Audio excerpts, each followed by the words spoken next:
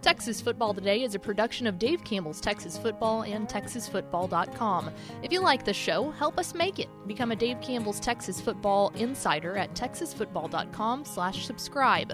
Besides helping us to make shows like this possible, you'll get 2 magazines, including our legendary summer edition, and a year of access to exclusive content on TexasFootball.com. That includes stuff like premium podcasts like Tep and Step, access to all 61 years of the magazine in our digital archives, recruiting analysis, and must-see insight from the Dave Campbell's Texas Football crew. If all of that sounds good to you, we hope you'll consider becoming a Dave Campbell's Texas Football insider at TexasFootball.com/subscribe. That's TexasFootball.com/subscribe. And thanks for listening. The Texas Football Today podcast is brought to you by Chocolate Milk, built by nature. You can watch Texas Football Today live weekdays at noon at TexasFootball.com and on Facebook.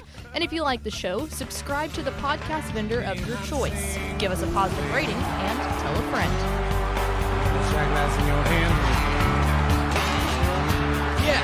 Yes, y'all. From the Dave Campbell's Texas Football Mothership here in beautiful Lewisville, Texas, it's Texas Football Today, a show on the internet. My name's Greg Tepper. I'm the managing editor of Dave Campbell's Texas Football, a magazine, TexasFootball.com, a corresponding website. Thank you for spending part of your day with us. Whether you're watching us live at TexasFootball.com, Facebook, YouTube, or Twitch, or you're listening to us on the podcast, which you can subscribe to on the podcast vendor of your choice. Either way, thank you for doing your part to support your local, mediocre internet show. I am sitting over there at the helm today, making us sound good. She's the Duchess of the Dorks. She's Ashley Pickle. Howdy, folks. Hi, Ashley. Howdy. It's good to see you. Thank you. And sitting to my right. That's right. He's back, at least for today. We asked, this is exactly how this got booked. Yeah. We were sitting in here talking about some sort of nonsense, and Ishmael Johnson was in here, and then Pickle turned to Ish and goes, "Hey, Ish, do you want to be on the show today?" I think your reaction was like, "All right." And really, it was just like, oh, well, then I don't have to go sit back at my desk. Right, like, yeah. It's like, okay. It's a different room. This room is different. Yeah.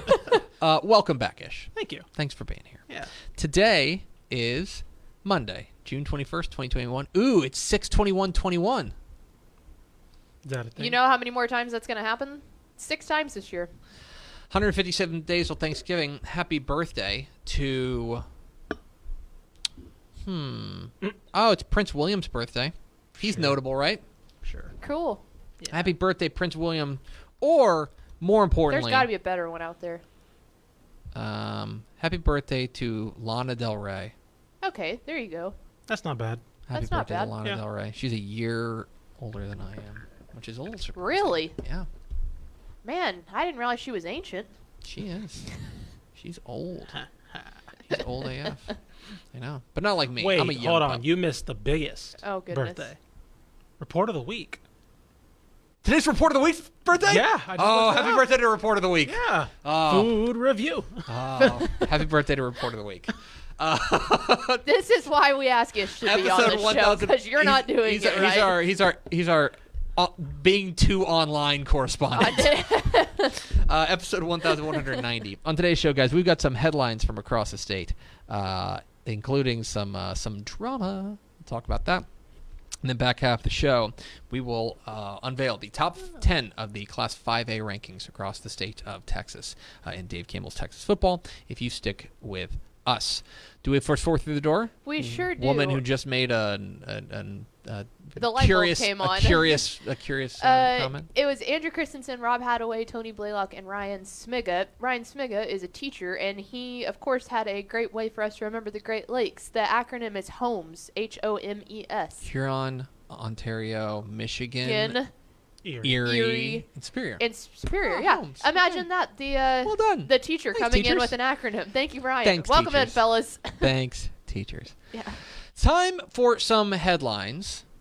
And the headlines are going to have to do with, we're going to talk meetings, we're going to talk courts, we're going to talk all the things that surround this dumb sport. It's going to be great. Oh, that rhymed. How about that? Man, we had just, All right. phonetically, this is going We're great. hitting.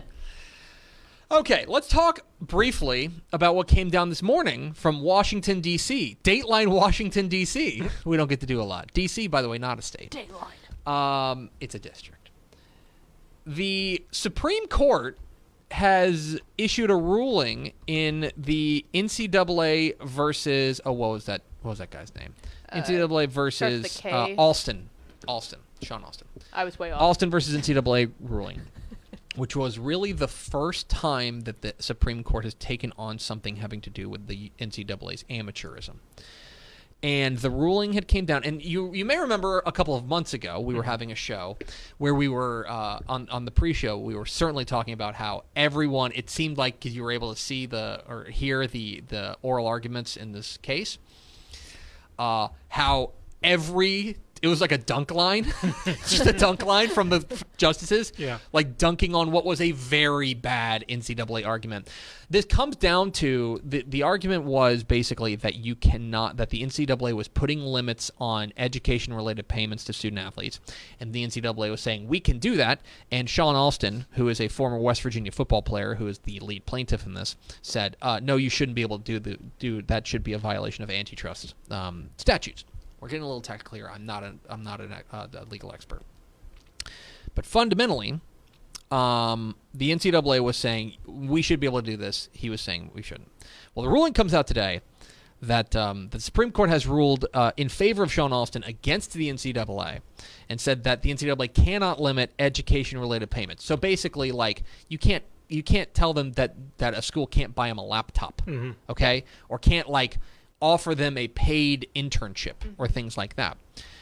That is interesting in its own right because it's the first time the NCAA has taken on an amateurism case and they have ruled against the NCAA. There are two things that are notable here. One, the ruling was unanimous. Ish, you're a legal scholar. Sure. Tell me about the makeup of the court right now. It's pretty polarizing and divided. I believe right now it's like you could call 5 of them are definitely conservative. Yes.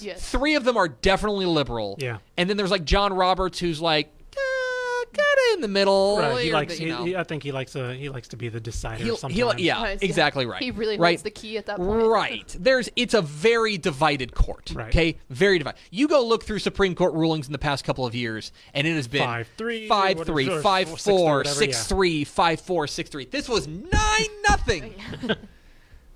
Like, I made the joke on Twitter, but like you could have puppies versus paper cuts, and people would be like, "Oh, I think it's gonna be 6-3." You know what I mean? Like everyone hates the NCAA's argument here. The other thing about this, and it was kind of crazy because like I don't know, not to get too far into it, but like basically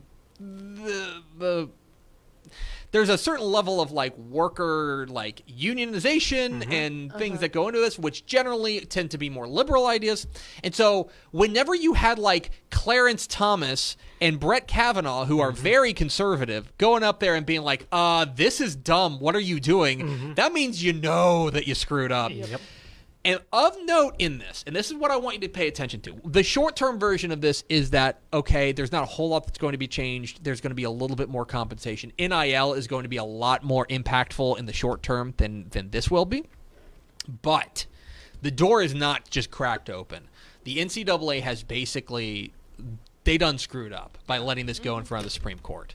Because now they have signaled the Supreme Court in something written. It was I believe what do they call it? Not a dissent. It's a opinion. An opinion written by Brett Kavanaugh. Again, very conservative.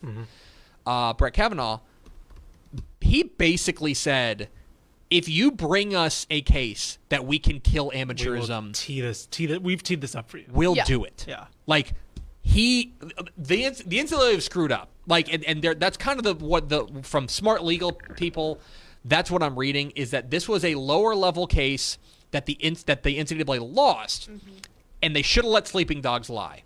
By appealing this up to the Supreme Court has now showed their hand and said, bulldoze straight over. If you bring us the head of amateurism, we will lop it off. We have the axe. Yeah, I forget. One of my friends who's actually a labor lawyer was really excited about this case for obvious reasons. Yes. But I forgot who this wasn't. I don't think this was Kavanaugh. It might have been Gorsuch. I can't remember. But one of the other opinions mentioned let's see, legislation would be one option, or colleges and student athletes could potentially engage in collective bargaining or seek some other negotiated agreement to provide student athletes a fair share of the revenues that they generate for colleges, akin to how professional football and basketball players have negotiated for a share of league revenues. If you remember, Northwestern tried to engage in collective bargaining and unionization, did not work out.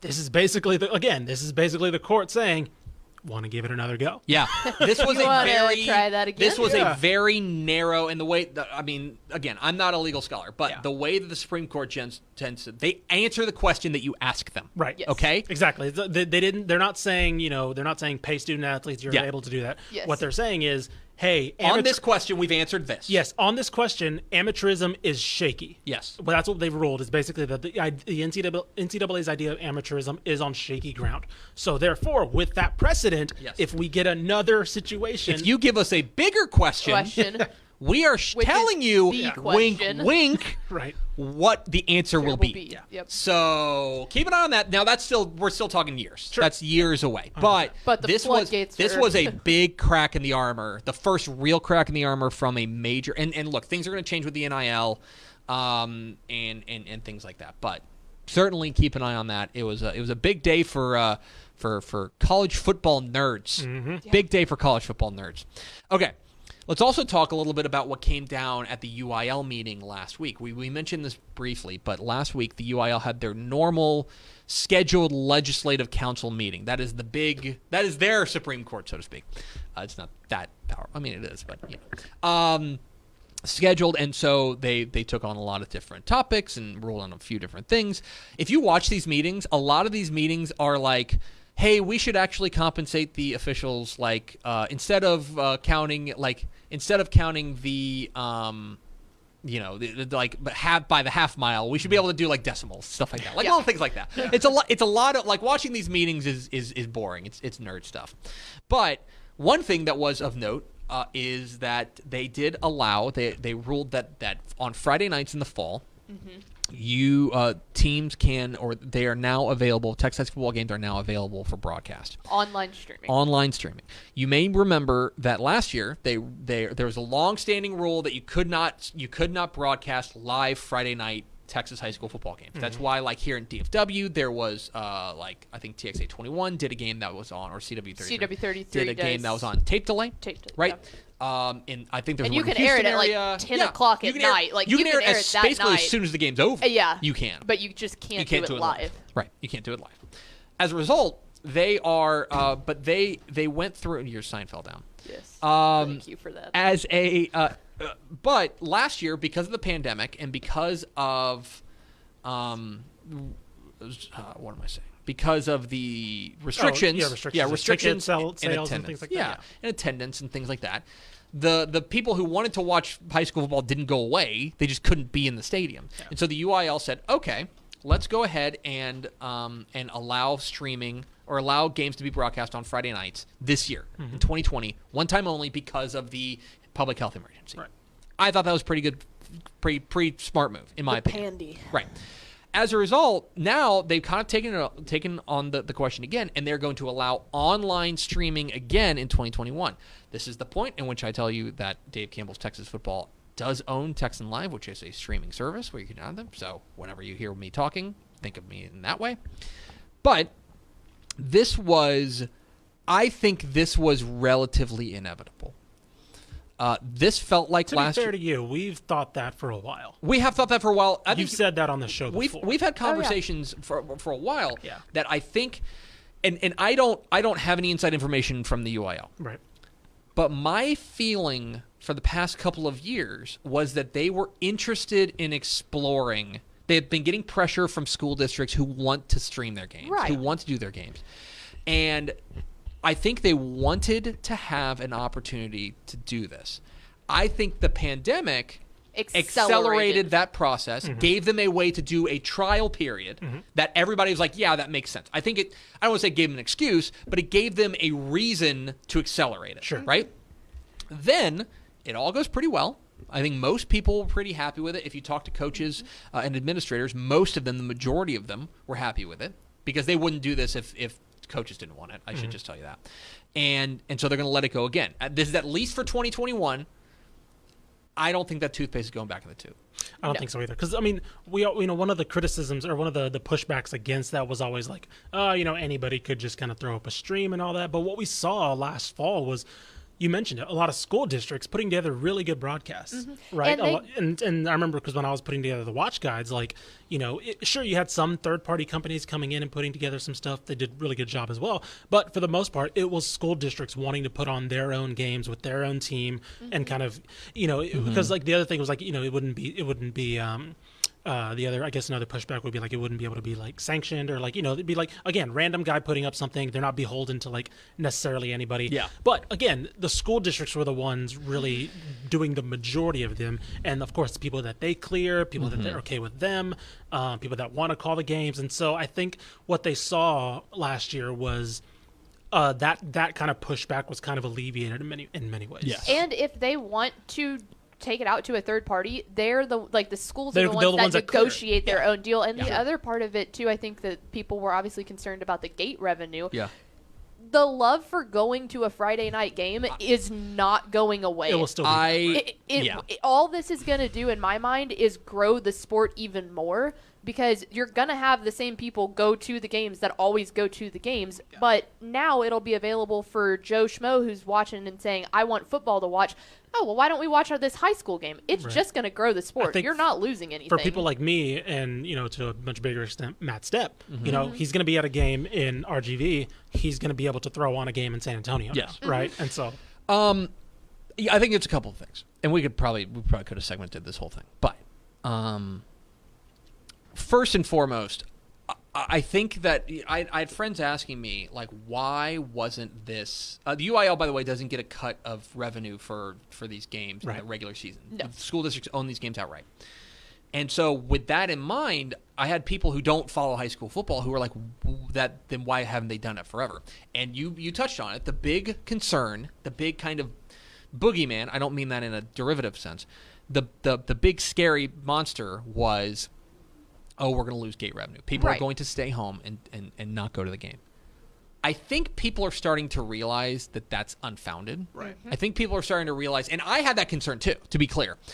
I think people are starting to learn, no, people who want to go to high school football games are going to go to high school football games. Every NFL game is available to you. They're still selling out every stadium. Exactly. Okay? there's very few people are going to choose... Now, there are going to be instances where it's if it's super cold outside, maybe, but that's only going to be in December. At that point, playoff games can be televised anyway. I would say that is starting to lose a little bit of steam, is that argument. And, think about who goes to games, too.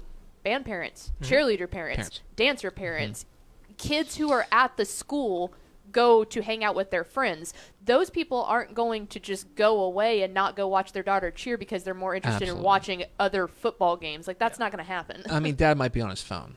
You know exactly. What I mean? But the other thing, here's the other thing. I also think you brought up a great point. I think that Texas, you have to think of Texas high school football as a brand. You have to think of Texas high school football in the same way you think of that. NFL, you think about the NBA, NHL, all those leagues. I think this has an opportunity to really grow interest in the sport. It is going to be a lot more accessible to a lot more people, and I think that is going to be a net positive. Now, again, look, I've tried to be very clear that I work for a company that owns a streaming service, and so yes, Dave Campbell's Texas Football does stand to benefit from this. So to be clear, but I think overall, the ability to let these games be streamed. I mean, we see this every time the state championships are on. State championship, you get people who are from out of state or people who never watch high school football who lock in for these state championship games and then go, this is awesome. I love Texas high school football. This is an opportunity, I think, to feed that growing that growing desire to get into. I think there's a bigger fan base for Texas high school football out there that maybe doesn't have access to it. I think this can expand access to it. That's my media. It takes regional things too, because my dad, for example, he always knew what was going on in the Central Texas region. You keep up with those teams because you see them in the local paper. You do that. Now he was now on a Thursday night, I'll turn on some crazy West Texas game, and it's just fun at that point. And it's cool to grow for more of a state knowledge rather than just keeping up with your regional teams. Yes, I think you're right. Okay, there's that. Two other things to get. Well, boy, this is gonna be a beefy headline segment. So this happened, I think, Monday afternoon after we went off the air, but we haven't mentioned it. Hey, Cedar Park's open. Yeah. Coaching changes continue to roll. You may remember that Barbers Hill came open because Tom Westerberg left to go become the AD at Buda Hayes Consolidated ISD, or Hayes Consolidated ISD. That opens up Barbers Hill. We had heard some rumblings about who they were after, and it came down on Monday afternoon, broken by our own Matt Stepp, that Carl Absek is leaving Cedar Park to become the new head coach at Barbers Hill. Obviously, Cedar Park was a state finalist from a year ago. They are always in the mix. We're about to do our 5A rankings. I wonder if they'll show up there. But they are a preeminent Austin area powerhouse. I will say that they have had a number of assistants that have been hired away. A number of assistants there from Cedar Park who have gone on to other jobs. And so I do wonder if there was a little bit, they're all going to have some holes to fill. Now they have the big hole to fill, the big chair there at Cedar Park. Barbers Hill gets an outstanding coach in Carl Absek, who did tremendous things, won a state championship with Cedar Park in 2015. Is that right? Yes. 2015? Yeah. Outstanding coach there. He's going to help with Barbers Hill, especially on the defensive side. But yeah, keep an eye on that. Barbers Hill has their coach in Carl Absek, and now Cedar Park is open. I understand they may be down to 2 or 3 names, so we'll see if they move quickly on that, because it is, after all, June 21st. Yeah, that's crazy. One other thing. Well, 2 other things. Another coaching drama news. Coach Absek leaving is not drama, I should be clear. Right. I don't know how much you guys were paying attention to what was going on in Decatur. Oh, we want to talk about drama. Yeah, that was actual drama. Long story short, and shout out to our friends at the Wise County Messenger. Yeah, the Wise County Messenger, who are covering this. They, the school board there at Decatur, called kind of an impromptu school board meeting about always a good sign. Their head coach and athletic director position, which was held by Mike Fuller. Mike Fuller has been there for 7 years, been pretty darn successful there at Decatur.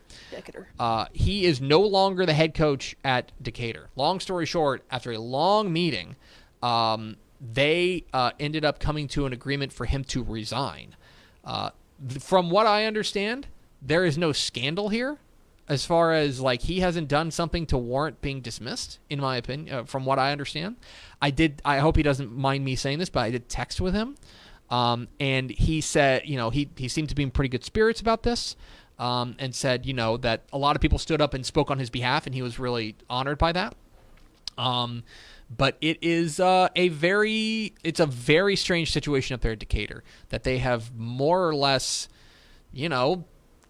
gotten a pretty successful head coach out of there for reasons that. Look, there's no way to look at this and not think this isn't small town politics. I was about to say, you can just go on Twitter. I'm looking right at the Wise County Messenger tweet right now. And my new favorite ratio is the quote tweet ratio. And where you can look at how many quote tweets it has. And it has 3 retweets, 16 quoted retweets, and 5 likes, and then 12 replies. And you can go look, and it's a bunch of coaches giving their support to Coach Fuller. It's a bunch of people in the comments basically echoing you. Yeah. Small town politics. This isn't right. Whatever. Again, details are what they are. You could probably find somebody to tell you about that. But whether or not there doesn't seem, like you mentioned, there doesn't seem to be any type of tangible glaring mess up. They didn't go 0-8 last year. They didn't. No, and even furthermore, he didn't hit a kid. Right, exactly. Right, Nothing off the field. Right. Investigation or whatever. There's nothing like that. There's no legal issues there. No, it seems like it just appears that there was small town politics at foot. Plain and simple. I don't know another way to say that other than it sounds like there was small town politics, and so as a result, Decatur is now open. And a damn good head coach. Good head coach is available. Available. It's a guy who knows what he's doing. So anyway, there's that. And then, of course, we should mention that we've got shows today, tomorrow, and Wednesday, but we are off Thursday, Friday, because we will be in College Station. College Station for the State 7-on-7 tournament. The pools are up on TexasFootball.com, the official website of the State 7-on-7 tournament. Yeah, shout out Matt Stipp. We have the pools up. We will have we'll probably do some breakdown of that tomorrow. We have Step and I are recording a Tep and Step podcast previewing the state tournament. We will have wall-to-wall team coverage of the state tournament here on TexasFootball.com, which is a good way to segue. Yeah, very nice. Well done right there. Letting you know that if you can't make it to College Station, don't you worry about it. We got you covered. That was crazy. I don't know what just happened, but I know we're going to state.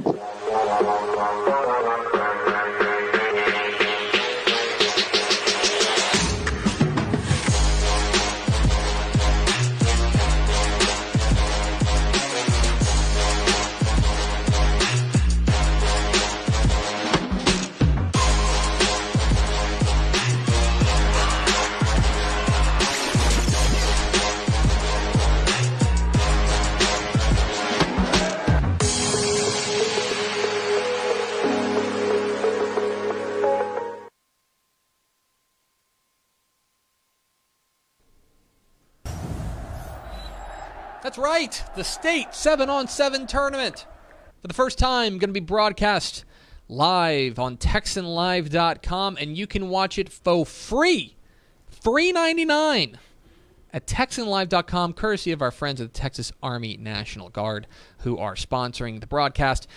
You can watch the State 7-on-7 tournament live from College Station on TexanLive.com this Thursday through Saturday. Get your fill of summertime football. Thanks to our friends at the Texas Army National Guard. Watch the State 7-on-7 tournament live at TexanLive.com.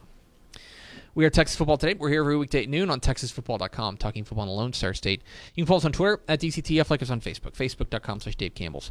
Also on Instagram, Instagram.com/Dave Campbell's, and of course, see us at TexasFootball.com, TexasFootball.com/subscribe to become Dave Campbell's Texas Football Insider. Hey, so perhaps you've been on social media lately? Perhaps you see that people do have, and I don't even have a full copy yet. I do. It's on my desk, but of this bad boy. Seen this all over? Could have been you. Could have been you. Still can be you. If you didn't hashtag miss the FOMO, that's on you at this point. TexasFootball.com/subscribe to get your 2021 summer edition of Dave Campbell's Texas Football mailed to you right now. If you subscribe today, we'll drop it in the mail for you. It may be tomorrow, but we'll drop it in the mail for you essentially as soon as you subscribe. TexasFootball.com/subscribe. We're at that point now, I cannot tell you that we can guarantee you'll get it before it hits newsstands, but it does hit newsstands the first week in July. Mm-hmm. Today is June 21st. There's a good chance, decent chance that you'll get it before it hits newsstands, but I can't promise it. TexasFootball.com/subscribe to get your 2021 summer edition of Dave Campbell's Texas Football, plus lots of other great content for a year at TexasFootball.com/subscribe. Yesterday was Father's Day. I did not get a subscription to Dave Campbell's Texas Football for Father's Day, and I'm angry. Come on, Hank. If your father is angry too, TexasFootball.com/subscribe. All right, it is ranking season. We are unveiling the top 10s in each classification in the 2021 summer edition of Dave Campbell's Texas Football. A reminder, expanded rankings in the 2021 summer edition of Dave Campbell's Texas Football in every classification.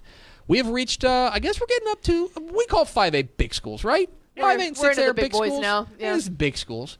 We're into Class 5A, unveiling the top 10 in the Class 5A Dave Campbell's Texas Football Associated Press rankings. We'll go to 5A Division 2 to start. Start with a smaller classification in 5A, where at the number 10 spot we find the Mustangs of Grapevine, are the number 10 team in Dave Campbell's Texas Football. A run to the regional semifinals last year and came up just short to Lubbock Cooper. We think they could be even better, thanks in large part to what could be outstanding line play and a tremendous running back in Caleb Tejada. Grapevine, number 10 in Dave Campbell's Texas Football. Followed by one of the surprises of 2020, the Leander Rouse Raiders are the number 9 team in Dave Campbell's Texas Football. If you thought last year was a surprise, you're going to love this year's team because they bring back almost everybody from last year's squad. 7 starters on offense, 5 on defense. They have a chance to defend their district championship and go even farther. The Leander Rouse Raiders are number 9 in Dave Campbell's Texas Football. bounce up to Region 2 to talk about the Mansfield Timberview Wolves. Timberview Wolves are the number 8 team in Dave Campbell's Texas football. Last year's regional semifinals team will have one of the very best secondaries in the state, as well as some offensive skill talent that will make your jaw drop. They're going to have some guys who play both ways, but they are really, really dangerous. I like this Timberview team, especially if they can find some pieces on the offensive and defensive lines. They start the year number 8. Staying in Region 2, number 7, the Ennis Lions are the number 7 team in Dave Campbell's Texas football. Of course, Sam Harrell is back after last year's, I would say, relatively disappointing early round exit to the aforementioned Mansfield Timberview. This is a team that does have some reloading to do. But if they can do that, and with one of the best coaches in the state, they have a great chance. Ennis is the number 7 team. Number 6, the Lubbock Cooper Pirates are the number 6 team in Dave Campbell's Texas football. A regional finalist from last year's squad, does have one of the very best 1-2 punches defensively that you will find in the state with Kobe McKenzie and Kyler Jordan. How do they fill in around them, especially on the offensive side? That's the big question. We think they've got a chance to make a deep run. They are the number 6 team in Dave Campbell's Texas football. Followed by number 5. The Huntsville Hornets are number 5 in Dave Campbell's Texas football. After last year's, I would say, run to the regional semifinals, coming up just short to Cinderella Crosby. They bring back a ton offensively. 8 starters back on offense. The defense does have to rebuild a little bit, but that's tends to be a standard there for Coach Rodney Southern and company. The Huntsville Hornets are numbers 5 in Dave Campbell's Texas football. Into the top 4. The Liberty Hill Panthers, the number 4 team in Dave Campbell's Texas football. Last year's state semifinalists, of course, rode a wave of emotion all the way to the semifinals. And look, their offensive line, or their offense, is almost entirely wiped. They were a very senior-heavy team offensively. Defense, which did take a little bit of a backseat to the team last year, will be more experienced. How do they rebuild that slot T offense? That's a big question for new coach Kent Walker. They are the number 4 team in Dave Campbell's Texas football. Number 3. How about Lovejoy? The Leopards of Lovejoy are the number 3 team in Dave Campbell's Texas football. If you're a little surprised, maybe you haven't been paying attention. We think this team is really good, and they, of course, came up just short to Aledo in the regional final last year. We think their defense has a chance to be special. We think their special teams are going to be great. They need to find a couple of skill position playmakers to step up. But if they do, they are a threat to go all the way. Lovejoy, number 3 this year. Number 2. The Buffaloes of Fort Bend Marshall are the number 2 team in Dave Campbell's Texas football. Last year they took a little bit of their lumps, but that's going to pay off this year, especially with the offensive skill talent that they bring back. They do have to work in a couple new linebackers, and they're going to be But last year they played 12 sophomores. 12 sophomores. That experience is going to pay dividends in 2021. The Fort Bend Marshall Buffaloes are number 2. You guys are never going to believe who's number 1. You guys are going to blow you away. Whoa. The Aledo Bearcats are the number 1 team in Dave Campbell's Texas football to start the year. And look, it's not all sunshine and daffodils. I will say that. It's not all sunshine and daffodils for Tim Buchanan's squad. They have to replace some big-time wide receiver talent and some big-time skill talent. But defense could be very, very good. The offense does have some replacing to do, but Tim Buchanan has helped build one of the dominant programs in the state of Texas. They're our pick to bring home another 5A Division II state champion. They start the year number 1 in Dave Campbell's Texas football. Of course, you can find expanded rankings of every classification in the 2021 summer edition of Dave Campbell's Texas football, available at texasfootball.com/subscribe. Another one. Can you go back to the other one? Sure. There it is. Ish, any thoughts? Man, as somebody who grew up in Central Texas, Rouse being in there, I know. Yeah. that's awesome. No, I love it. Like, typically in that school district, I mean, they're typically 3rd, right? You think of Cedar Park, you think of Vandergrift, and before you get to Rouse. I was talking to Coach Mann for over this past off season, and yeah, it's really exciting to see what's going on there, and that's actually a couple miles from where my family lives now, which is actually really interesting. So I'm gonna definitely try to hit up some Rouse games this year. It's 5A Division II strikes me as there's this big looming giant, and Fort Bend Marshall, of course, is there. Sure. But there's just a lot of fun depth there. That I think you 100%. Saw that last year, like with Crosby's running. You may notice that Crosby's not ranked, which is again, expanded rankings. With Lovejoy, we now see why Coach Ross took that job with Lovejoy. Absolutely. From Red Oak. You've got a lot of fun teams kind of below at least that very, very top team that can go and make some noise. So, 100%. all right, let's go to 5A Division 1 now. Unveiling the top 10 in the preseason Dave Campbell's Texas Football Associated Press 5A Division 1 rankings, starting with one of the Cinderellas from last year, the Mansfield Summit Jaguars, start the year number 10 in Dave Campbell's Texas Football. A stunning run to the state semifinals, and look, there's plenty of reason to believe that last year is not a fluke. Okay, they bring back a lot of size, a lot of speed. I think they're going to be very, very interesting. They do have to grow up fast, but they have returners at every level, whether you're talking about offensive line, quarterback, receivers. Everywhere you look, they have some returners. Can they capture that magic again? We start them at number 10, but keep an eye on Summit. They are a team that could be high-rising. Number 9. The Rangers of Frisco Lone Star are the number 9 team in Dave Campbell's Texas Football. And look, this is maybe the year that they've been waiting for. Third-year starter in Garrett Rangel at the quarterback spot. Outstanding running back, a good offensive line, good secondary. They're going to be a little bit young at the receiver spots and at the linebacker spots. But Frisco Lone Star and Coach Jeff Rayburn are always going to be in the mix in that rough and tumble Region 2. They start the year number 9. To Region 1 we go. The Colleyville Heritage Panthers are the number 8 team in Dave Campbell's Texas Football. 8-1 from a year ago, and Coach Kirk Martin has got these guys ready to roll. This team is going to be very, very fast. Maybe not the biggest team in the state, but in my opinion, they start the year as the favorite in Region 1 in 5A Division 1. Colleyville Heritage starts the year number 8. Going down to the Coastal Bend, how about Corpus Christi Veterans Memorial, the number 7 team in Dave Campbell's Texas Football, a state semifinalist from last year, is going to be very strong in the trenches. But look, they've got a lot of replacing to do. A new coach, a new quarterback, a lot of changes there at Corpus Christi Veterans Memorial.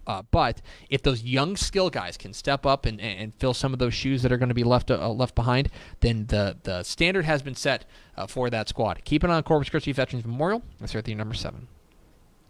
We mentioned them before. The Cedar Park Timberwolves are the number 6 team in Dave Campbell's Texas Football. Of course, the state finalists from a year ago. Look, they're going to be different. And you're always going to be different whenever you lost a guy like Ryder Hernandez, who is so integral to what they do, how they fill the holes that's left at the quarterback spot. They do have good offensive and defensive line play, and now they'll have a new coach and a new coaching staff. How do they handle that? For now, they start the year number 6. I will be honest. If we had known that they were going to have a new coach, we may have reconsidered their spot. For now, they start the year number 6 in Dave Campbell's Texas Football. Number 5, the Longview Lobos, the number 5 team in Dave Campbell's Texas Football. And there's plenty to like about this team. Most notably, maybe one of the best receiver cores in the state. Jalen Hale is a freak show. You will get to know him in a big play. They are going to be very, very fast. They're going to be young on defense, real young in the backfield. But this is a team that I think has a chance to have some big-time playmakers. Keep an eye on Longview. They're the number 5 team in Dave Campbell's Texas Football. Staying in Region 2. The Scots of Highland Park, the number 4 team in Dave Campbell's Texas Football. Last year's 11-1 squad lost in the regional final to Denton Ryan. But look, they're going to be back. I don't think I'm breaking any news here that we think they're going to be pretty darn good. The tradition there is pretty much unmatched. They do have a ton of pieces to replace. Okay, just 2 starters back on offense, 4 starters back on defense. This is a team that graduated 55 seniors. Okay, they're going to need to replace some of those experience. But look, They restocked. We believe in their tradition. We believe in their tradition. Reload. They start the year number 4 in Dave Campbell's Texas Football. Here's a hipster pick for you. Number 3. I like this. Cougars of College Station are the number 3 team in Dave Campbell's Texas Football. And let me tell you guys, you need to start paying attention to them right now. This team, I think, has a chance to be very, very special. And this is a team that we are very, very high on for a lot of reasons. One of it is obviously experience. 7 starters back on offense, 6 on defense. Jet Huff, their senior quarterback, was the district offensive player of the year. Their offensive line has a chance to be good. But I also think that their defense has a chance to be very, very good as well. Keep an eye on College Station. I know they lost in the area round of the playoffs last year to Denton Ryan, but this is a team that I think could be ready for a big leap. Keep an eye on the Cougars. They're number 3. Number 2. The Mavericks of Manville are the number 2 team in Dave Campbell's Texas Football. A regional finalist from last year's squad came up short to Cedar Park. Their defensive front's going to be nasty. They're going to be able to run the ball really, really well. Got to find a quarterback. That's the big question for them, but I have a lot of faith in Coach Kevin Hall's squad.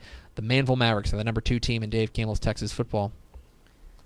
And the number 1 team. Another groundbreaker here. Oh, it's Denton Ryan? Oh, it's Denton Ryan. Oh, wow. The Ryan Raiders, the number 1 team in Dave Campbell's Texas football to start the year. And look, they've got some pieces to replace, okay? They're replacing a 3-year starting quarterback. They're replacing a number of pieces on the offensive line. But they have 8 starters back on defense. That may actually be, I need to check this, that may actually be 7 because Bear Alexander did transfer. But they lose here's how I would characterize Denton Ryan. They lose a lot of superstars. A lot of the worker bees are back. Yeah. And the worker bees were, in my opinion, super underrated for this Raiders squad. Keep an eye on Denton Ryan, especially how they fill in the quarterback gap and how they fill in some of the holes offensively. But we think that they're back. We think they have a great chance to go back-to-back. The Denton Ryan Raiders to start the year. Number 1 in Dave Campbell's Texas football. Of course, you can find expanded rankings in the 2021 summer edition of Dave Campbell's Texas football. Ish, how do we do on our rankings? Pretty good. One thing that always stood out to me when you were naming him is Garrett Rangel on like his 10th year. Oh, my gosh. God, yeah, no kidding. He's on the Perry Ellis plan. It really is. Yeah. And look, here's the thing about let's take a look at regions, right? Yeah. Okay.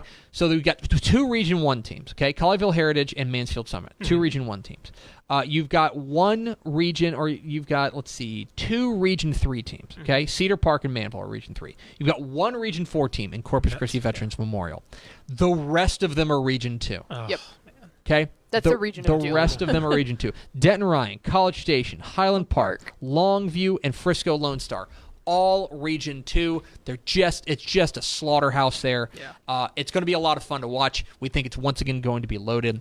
And so, yeah, I think that I will say this. I think Denton Ryan has a few more questions than Alito does. And so I would be a little bit more surprised. Maybe this is just the pedigree that they have as well. I would be more surprised by somebody not named Alito winning a title than I would be somebody not named Ryan. And I think part of that is that Ryan does have to go through such a brutal region to get to even just a state semifinal. 100%. I think, too, what I really liked about that Mansfield Summit team that I think is going to carry over into this year is they loved the everyone's doubting us mantra. I think that has a chance to really take them far this year. Well, and look, they bring back David Hopkins, right? And he was really the guy. He was really special for the quarterback spot. They do lose guys, like Hal Presley. They lose a few important pieces in that regard, but. I don't think that they are going away. I think that they're going to be. We start them at number 10. It would not be a surprise if they made another deep run. Yeah. But and you mentioned with Longview, one of the things the past couple of years they've been kind of having a retool, right? Obviously with Haynes King having a retool without Haynes King last year, and then this year without their running back depth. But having somebody like Jalen Hale in the fold, I think that's going to be one of their biggest strengths, just in terms of mitigating that retooling in some ways. So. I think you're exactly right. So there you go, the top 10 in 5A Division 1. Of course, you can find expanded rankings for every classification in the 2021 summer edition of Dave Campbell's Texas Football. Let's go over to the Pickle Jar, talk with Ashley Pickle for America's second favorite segment. Final thoughts. There was a question for Ish in here that we'll bring up. For Yuge. Josh Chapel would like to know, why are you not wearing a Sons in 4 shirt right now? Ooh, good. That's an excellent point. Because it is on its way. Okay. So what we can do is we can blame the mail. Yeah. Okay. I got a shipping confirmation Friday. So. Okay. It is hashtag blame the mail season around these parts. Yeah, I can get on board with that. We're just doing what we hear all the time and what we say to people. Just blame the mail. It's fine. Yeah, it's like the Seinfeld where he goes, when you control the mail, you control the power or the information. Exactly right. Exactly right. Yes. This is the official podcast of Sons in 4. I think we've always been that. Sure. But now, I think sure. I think News to me, but okay. I think spiritually we've always been a Sons in 4 podcast. Okay, it's been in the heart. And I think now we can say it proudly and not feel afraid of it. Mainly Tepper and I, not you. Yeah. Sure. Yeah. You've been kind of you've been the bandwagon Suns fan around these parts. You've been kind of lukewarm. Yeah. We've been on this train for a long time. Oh, yeah. You know us. Oh, yeah. You know us. Big Suns fans. Yeah, exactly. Yeah. I've got a Sons in 4 shirt on under this. So. Yeah. We're just waiting to rip the polo off. I just don't want to show you guys. It's fine. It's good. Thanks for spending a little bit of your day with us. Follow us on Twitter at DCTF. Like us on Facebook, facebook.com/Dave Campbell's. Follow us on Instagram, instagram.com/Dave Campbell's. And of course, see us at texasfootball.com. TexasFootball.com. For Ishmael Johnson and Ashley Pickle, I'm Greg Tepper. Vince Young, please get your Player of the Year trophy. We'll see you tomorrow for the 1191st episode Spectacular on Texas Football Today.